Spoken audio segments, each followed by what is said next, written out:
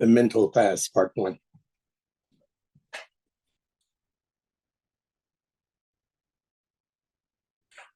I pray and I fast. I don't stop. I don't give up. I don't quit. What is impossible for men is possible with God. And so, like this, I fast. I resist the habit of living in feelings from the past. I live only in the present. I refrain from talking about the past, realizing that my every word is creative now. I refuse to allow the talk of others to cause me to see what does not exist. I dismiss all negative silent chatter in my mind, and I give it no time to take root. I stop my mind from seeing the glass half empty, but I see the glass always half full instead.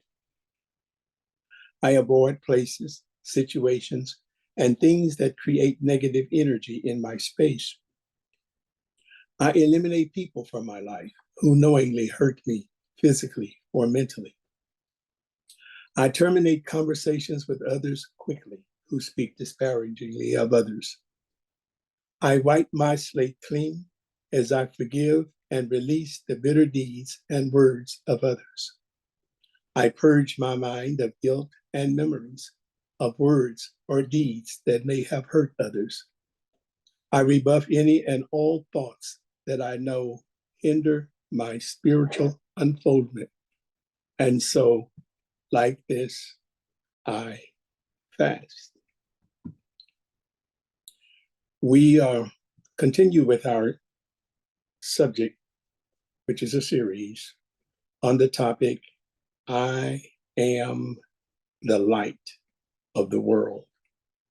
I am the light. I am the light of the world. Joel Goldsmith, in the book, The Thunder of Silence, in chapter 18, writes, ye are the light, as the topic of chapter 18.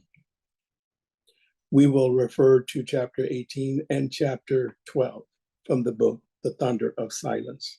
And of course, cite a reference or two, a quote or two from other philosophers, Ernest Holmes and probably Ward Eugene Davis. Now, our subject is on the light.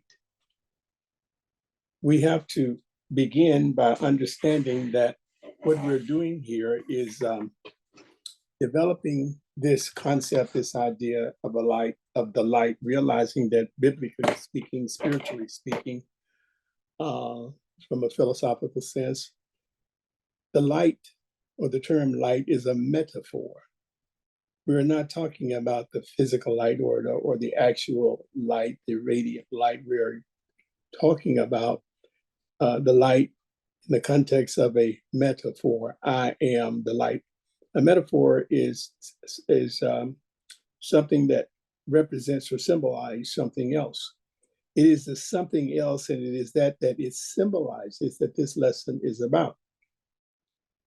The light. What the term, the metaphor, represents or what it symbolizes is what this lesson is about, what this experience is about. That light. That light is indescribable, indefinable. It can be experienced, but it really, if you try to define, if you do a search on it, nearly every resource will give its own unique definition, explanation, or description of what it is. And so I can take the liberty, we can take the liberty of allowing the Holy Spirit reveal to us what it means for us in the context of our lesson. And that is learning how to let the light heal whatever it is that is the object of your healing or change in your life, situation, condition, or circumstance. So we're using it in a particular way. This lesson is to practice the presence of God using let me correct that, letting the light use us. That's our purpose, that's our aim, that's our goal here. So I just need to start that off. To help us more clearly understand how it is that we are approaching this from an idea of a metaphor. For example, we use a language such as the sun gives light. That's a misnomer. The sun does not give light. The sun radiates light. The sun does not have the light to give. The sun is not the origin of light, but yet that's the way our mind thinks. That's just a universal idea. But the sun receives light from a source that pre-exists. That is the light that this metaphor represents. So when we say light, we're talking about what the light represents or what it symbolizes. It symbolizes the source of the light from which the sun receives its light. We say that the moon gives light to the night. The moon lights up the night. Misnomer, but yet that's a universal idea. The sun, the moon reflects light. It's reflected light, right? And so what we want to understand is that when we say, I am the light of the world, which is our topic and which our subject, we are like the sun and we're like the moon. We are the instrument of the light from which the sun receives its light, from which the moon receives its light. That's the light that I am and that I reflect and that I let shine through me. That's the purpose of these lessons. That's the goal of these lessons, is to learn how to let more and more of that light shine through us in proportion and to the degree that it does, it heals any condition in our life that is unwanted. That is unwanted is represented. The term that is used in our lesson and in the scriptures is darkness. So darkness really symbolizes, it represents any negative experience or dark experience that we're experiencing in life. We can call it sickness, we can call it disease, we can call it blocks or hindrances to answered prayer, or whatever it is that is to your liking or unwanting in your life, that's darkness. What we're learning to do is how to become more and more illuminated, and in proportion to the degrees of illumination is your spiritual strength from your spiritual understanding. So that is the idea that we are pursuing here, that we are using, and we're teaching here in these topics under the subject, I am the light of the world. The first topic was the light, what it is. So last week was our part one of this topic. We spent an hour on talking about the light, what it is. Essentially, boiled down to the light is truth. And so truth is just one of the interchangeable terms for light. We established last week that some of the interchangeable terms for light are light, life, breath, truth. These are just interchangeable terms of the Christ, and then there are others. And so what we really, the goal last week was to establish that light is truth. Ye shall know the truth, and the truth shall set you free. The truth is light. The light shines away darkness. Jesus said, I am the light. He that followeth me shall be the light of the world. To follow him simply means just to follow his teachings. Tonight, our part two is light, what it is. No, last week, what it is. Tonight, light, what it does. Part two, light, what it does. Sneeze. So, excuse me. And next week, our part three will be light, how it works. And part 4 probably will be light, how to use it. Of course, those topics can change. That's kind of like how I'm feeling it will be. So let me share the handout for tonight. If you don't have the handout, I did email it to you a few minutes ago. You don't need it to follow the lesson here. It's just for your study more so after.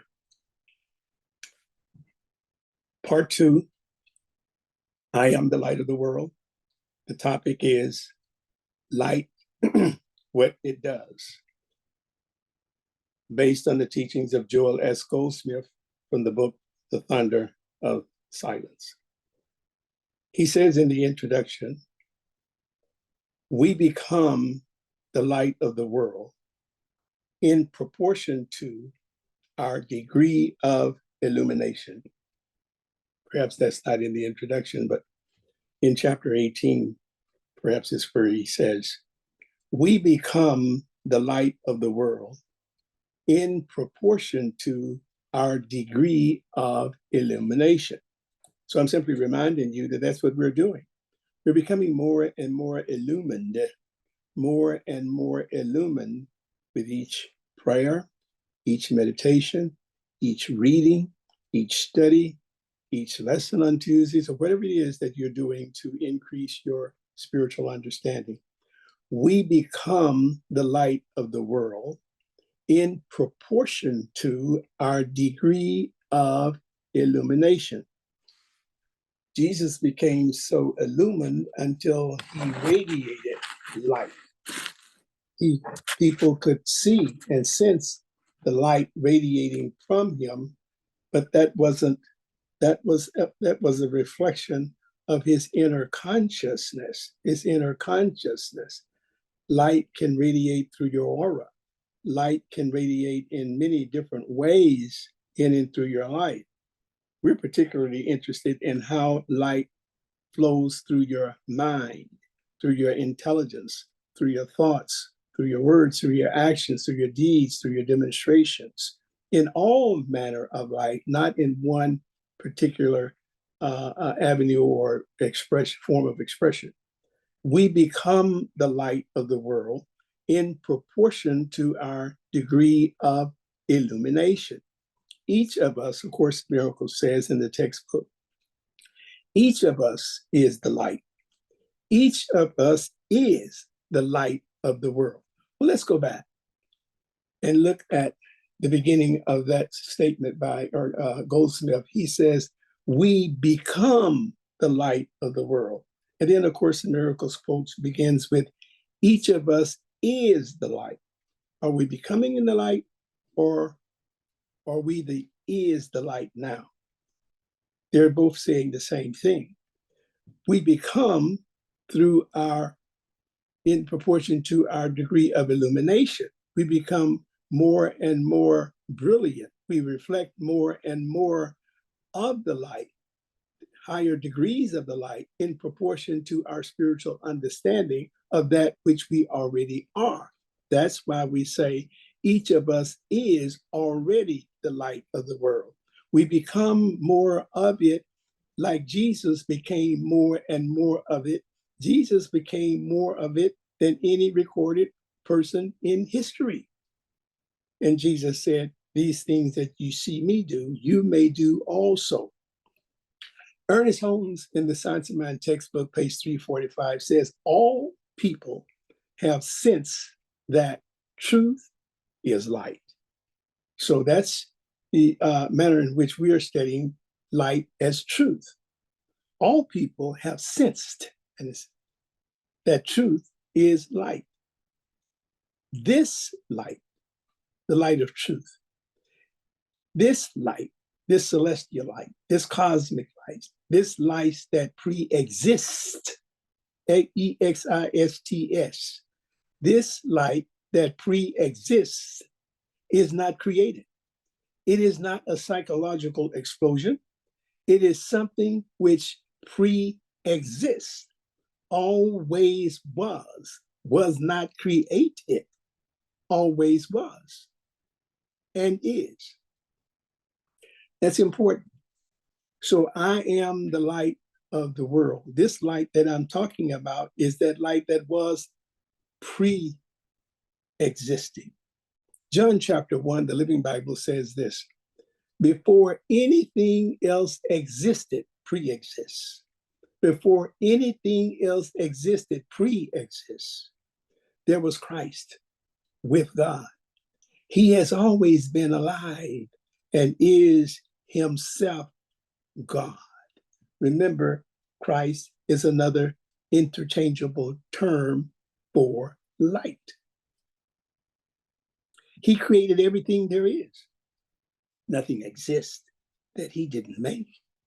Eternal life is in him. And this life gives what? This light gives light to all mankind. This life. His life is the light. I am the light of the world. His life is the light that shines through the darkness, and the darkness can never extinguish it.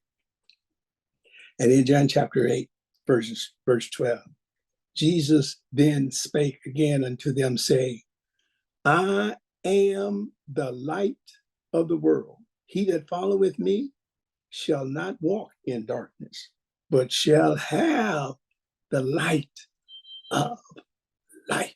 That's our goal for these lessons, is to learn how to be this statement. Then spake Jesus again unto them, saying, I am the light of the world. He that followeth me shall not walk in darkness, but shall have the light of life. Matthew chapter 5, verse 14.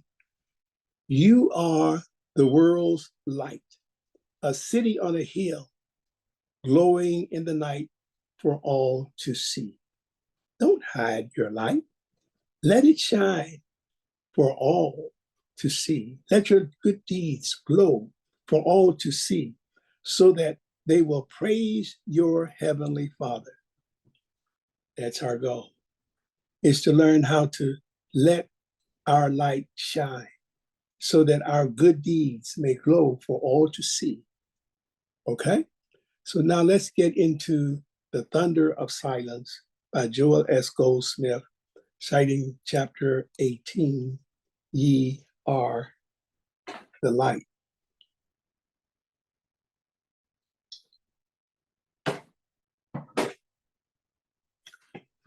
One thing alone will demonstrate this teaching: realizing what the principles are, and then taking them into your heart and mind and soul and body, living with them and through them until they become demonstrable principles within you. Then you become the light of the world. So, since this is in front of you, read that again and concentrate on it.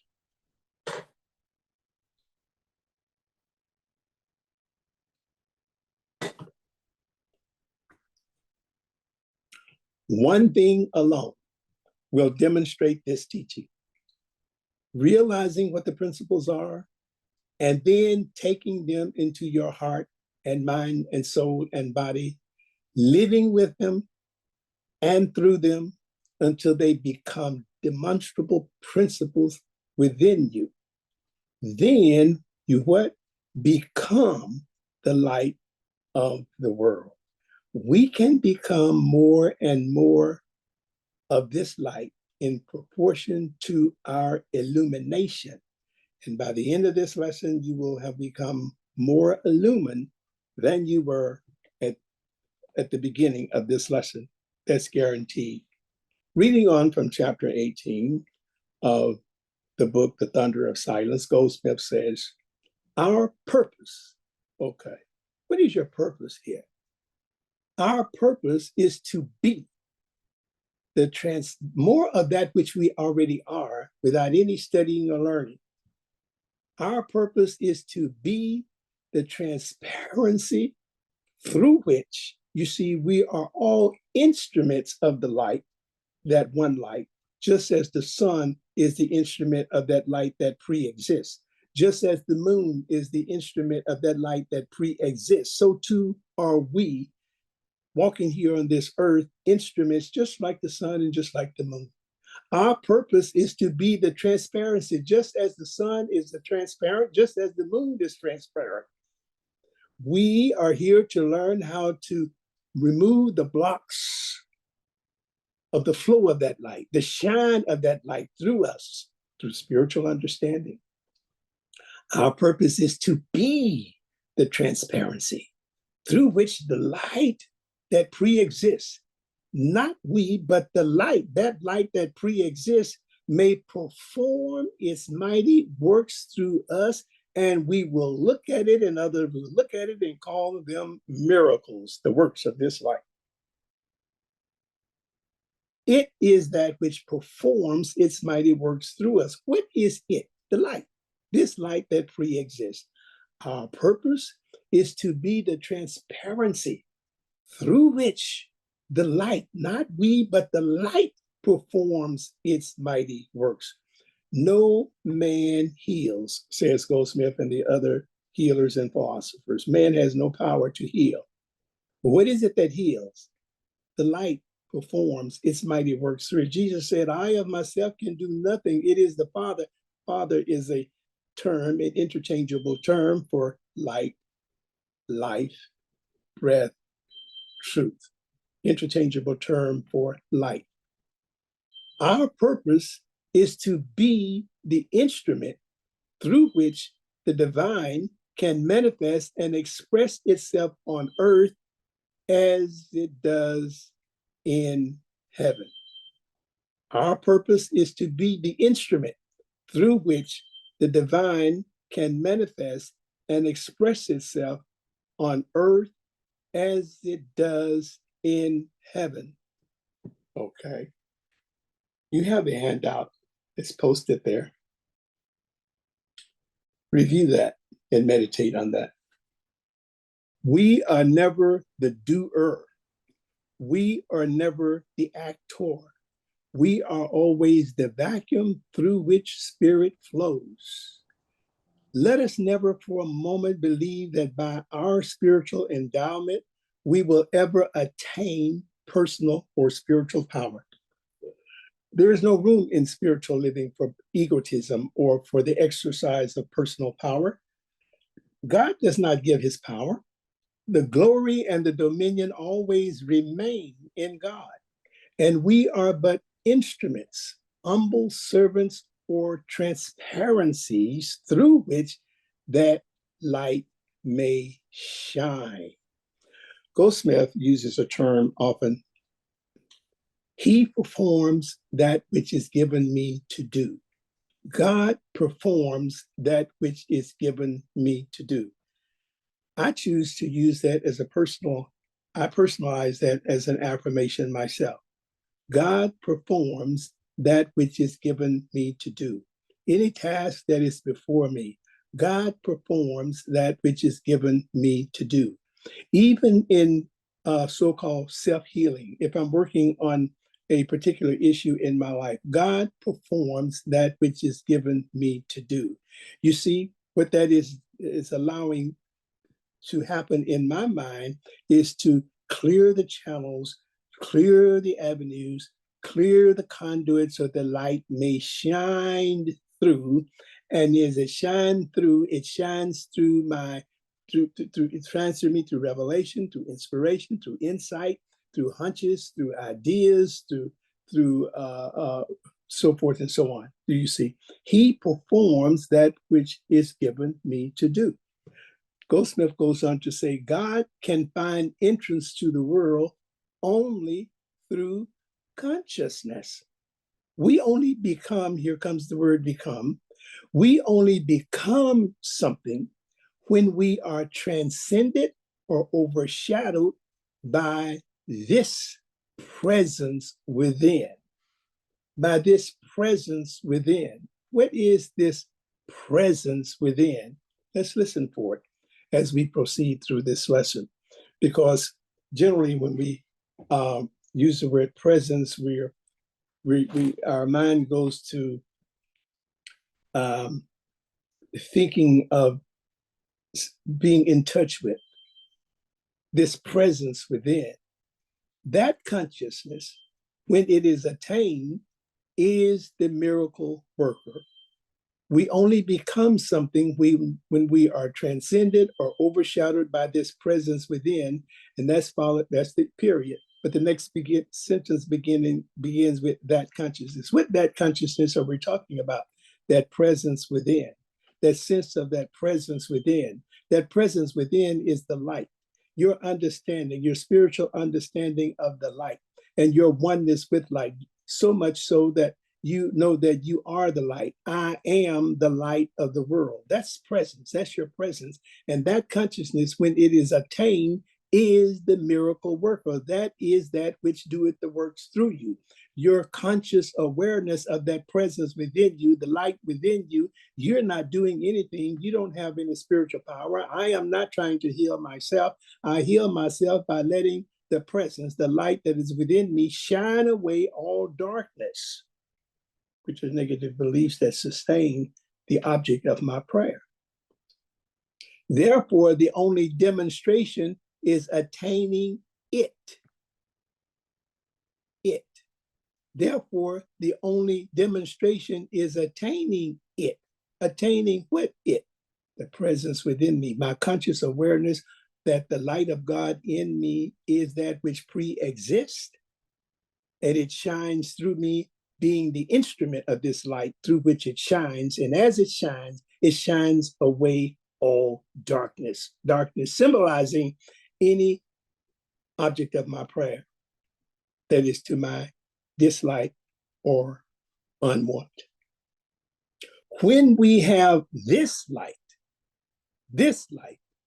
there is no miracle then in having whatever it is that we're praying for to be healed or to demonstrate or to aspire to or to make a breakthrough for. When we have this light, there is no miracle then. And of course, the miracles puts it this way. Miracles are natural. Miracles are natural happenings. Therefore, our entire life must be spent in attaining this light, the transcendental consciousness. That is the presence. Transcendental consciousness is what the presence within is. Therefore, our entire life must be spent in attaining the light, the transcendental consciousness. And so we revisit the instance of Jesus performing the miracle of multiplying the fishes and the loaves. You've heard me use this as an illustration many times. After he had fed the multitude, he left with the disciples to go on the other side of the mountain or the lake or wherever they were for rest, or to be on about his next situation. And when he looked around, there he was facing the same multitude, following him again. And he turned to them and admonished them and said, "You seek me for the loaves and fishes. You're not seeking me for that which demonstrated the loaves and fishes, but the loaves and fishes. You're not seeking me for the light that pre-exists, but that which the light can demonstrate." But unknowingly, that's the aim and object that we have in prayer. In prayer, we want God to heal the disease, heal the sickness, to demonstrate or demonstrate something in our lives. So we want that which it does, not which does that which it does. That's what this is saying. Therefore, our entire life must be spent in attaining the light, the transcendental consciousness, not that which it can produce. If the grace of God has touched us, he goes on to write, to the point where we cannot stop studying and meditating, then we're doing everything that can be done. That's talking to us. That's talking to those of us who are studying and reading and meditating and learning and growing. That's all we can do. If the grace of God has touched us to the point where we cannot stop studying and meditating, then we're doing everything that can be done. We cannot hasten the day. We can delay it by ignoring this inner urge to meditate more and to read more, but we cannot hasten it. It comes in its own good time and it's in its own good way. But if he is touched with just enough grace to compel him to keep reading, keep hearing the word, keep meditating, then he will be led to his ultimate demonstration, which says to us, we're on the right path and we're doing the right thing. We're on the right path. We're doing, because you can tell from each lesson, the principles and the teaching is becoming clearer and clearer. You're feeling closer and closer. I do. Your understanding is increasing. Revelation is deepening. When we are in this spirit, or when it is in us consciously present, there are not two powers functioning. There are not two powers functioning anymore. You have arrived at a plateau in consciousness. When we are in this spirit, or when it is in us to the level of conscious awareness in which it is, we have arisen. We have increased our proportion of illumination to the point where we recognize that there are not two powers functioning in my life. There is not one power doing something to another. There is no power of God destroying evil, making evil people good, or overcoming lack with abundance, or trying to heal something that does not exist. There's no power of God destroying evil, making evil people good, or overcoming lack with abundance, trying to heal something that is not real or that does not exist.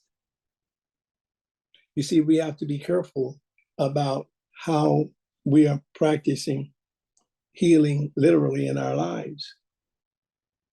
Are you trying to remove something? Are you trying to heal something? Are you trying to get rid of something? Are you trying to stop something from the power of something that you've accepted as causing something in your life, called side effects, so forth and so on? All right. What we can be doing unknowingly is reinforcing the error and making the error real, making the problem real. Thinking that this is destroying that, thinking that this is eliminating that, and we're concentrating on that, and you're giving it more power and more life. He goes on to write, when this consciousness is upon us, there are no other powers. And whatever seeming powers here are dissolved, not as if there were something being overcome or being dissolved or being destroyed, but as if they were a nothingness. The light is shining it away. It is fading away. Every day in every way, I am getting better and better. Every day